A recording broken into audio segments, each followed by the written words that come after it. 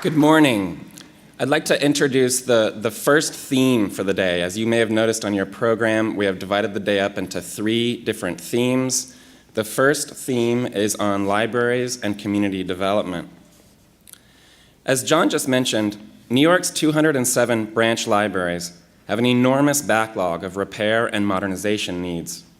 In our research, the center found $1.1 billion in capital needs, the vast majority of which is for basic repair and maintenance, things like leaky roofs, ailing HVACs, and deteriorating facades, rather than modern amenities and bigger and more dynamic spaces. For generations, libraries have not played a big role in the city's capital plan. Unlike most other agencies, libraries don't receive a guaranteed capital budget to make systematic repairs, but instead raise funds from individual elected officials on a year-by-year and project-by-project basis. Nearly 60% of the library's total capital budget comes from individual city council members and borough presidents through the discretionary funding process. The average for city agencies is just 6%. Because discretionary dollars are limited, the libraries have to piece together funds from a wide variety of different sources, and they often have to break up projects into smaller, more manageable parts in order to get the construction and repair process underway. More than 3/4 of the branches that have received capital upgrades since 2010 still have major repair needs that have gone unaddressed.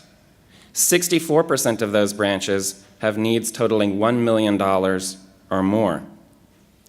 Doing everything in this piecemeal way makes it difficult to do long-term planning, since so much of the library's planning capacity is geared toward raising funds for projects and figuring out how they can make those funds stretch to cover their needs.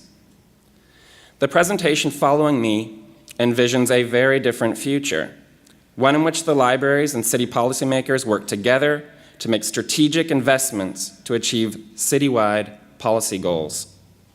It will demonstrate how library and city officials can use data to direct capital funds towards specific community and citywide needs, whether those are new spaces and amenities geared toward teens and neighborhoods with a high percentage of young people, services geared toward seniors and neighborhoods with a high incidence of older New Yorkers, or entirely new facilities and areas of the city that are at risk in case of another hurricane, like Hurricane Sandy.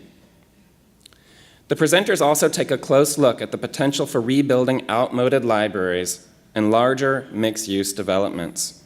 Not only would this bring the capital needs of New York's 3 library systems in line with the city's affordable housing goals, it would pave the way for larger, more modern library facilities in many cases. Thank you.